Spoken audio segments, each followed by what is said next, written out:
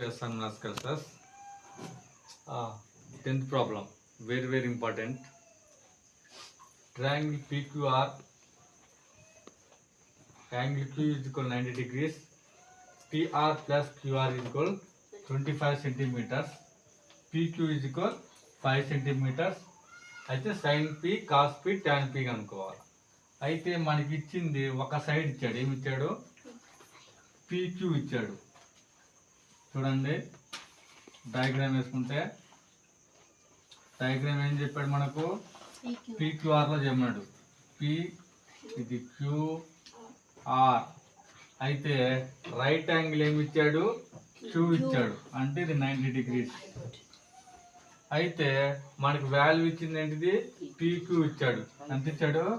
PQ 5 ఇచ్చాడు. అయితే మనం ఇంకేం కనుక్కోవాలా? ఈ రెండు కనుక్కోవాలా. ఏం కనుక్కోవాలా? ఈ రెండు కనుక్కోవాలా. ఈ రెండు కనుక్కోవాలంటే ఏదో ఒక దాన్ని మనము ఎక్స్ అనుకోవాలి. అందుకని చెప్పి పిఆర్ను ఎక్స్ అనుకున్నాం.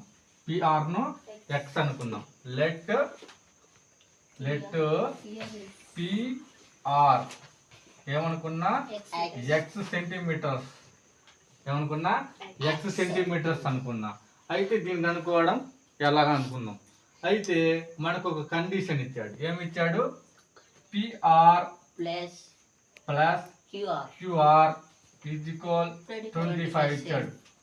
అయితే దీని ప్రకారము మనం పిఆర్ని ఏమనుకున్నాం?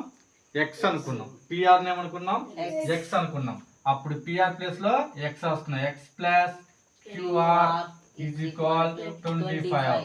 అయితే QR is equal 25 minus X. అంటే క్యూఆర్ కూడా వచ్చిందండి. దీని వాల్యూ ఏమైనట్టు? ఇప్పుడు క్యూఆర్ వాల్యూ 25 మైనస్ ఎక్స్ అని అర్థం. ఈ వాల్యూ ఏమైనట్టు మనకు? 25 మైనస్ ఎక్స్ అయినట్టు. అర్థమైందా?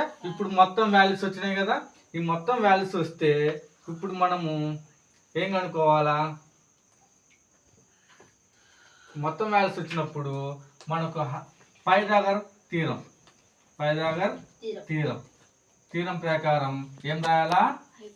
Hypothetical whole square is equal opposite square plus ఏం రాయాలా? Adjacent whole square. అయితే హెచ్వై అంటే పిఆర్ హోల్ స్క్వేర్ అని. ఇదేంటిది? PR whole square is equal OP అంటే ఏందమ్మా? ఓపి అంటే ఏంటిది? ఇది PQ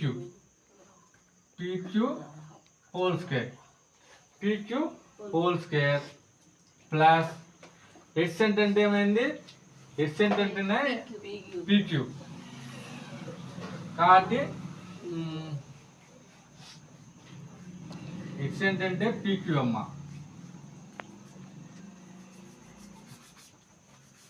ఎడ్సెంట్ అంటే PQ. ఇది ఎడ్సెంట్ అంటే PQ. ఇదేంటిది? 25 minus X whole square. 25x minus X whole square plus AD అంటే 5 స్క్వేర్ అంటే Q స్క్వేర్. ఆపోజిట్ అంటే ఇది కదా. QR square plus PQ square వచ్చిందా? అయితే పిఆర్ ప్లస్ ఏమనుకున్నాం మనము? ఎక్స్ అనుకున్నాం.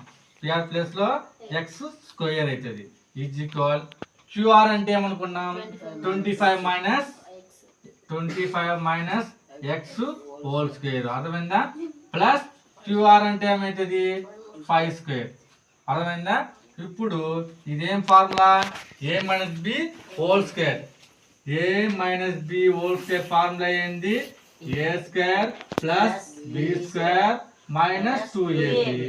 అయితే ఫార్ములా ప్రకారం రాసుకుంటే ఇది 25 whole square plus X square minus 2x 25.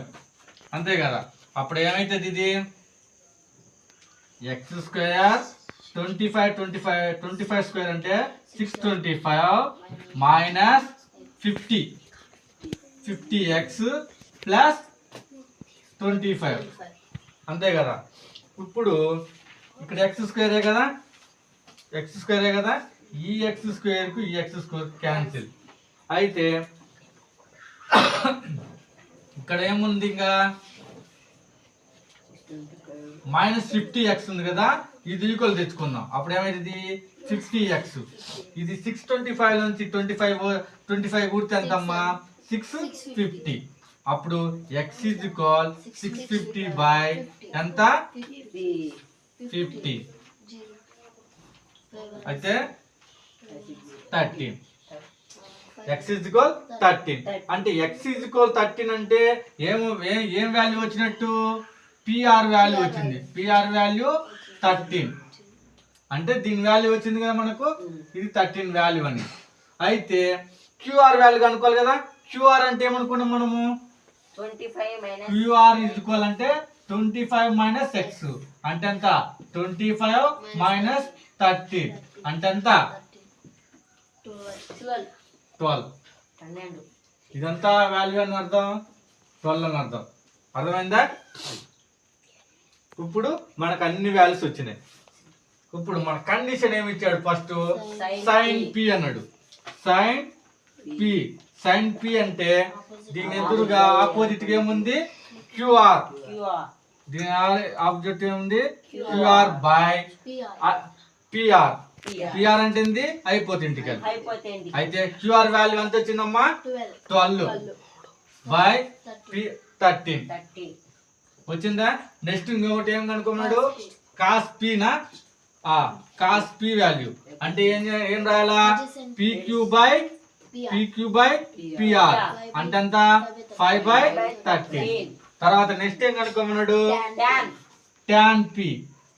Tan P అంటే ఏందమ్మా ఆపోజిట్ ఏముంది క్యూఆర్ బై క్యూపి అంటే క్యూఆర్ బై పీక్యూ అంటే దీని వాల్యూ ఎంత అమ్మా 12/5.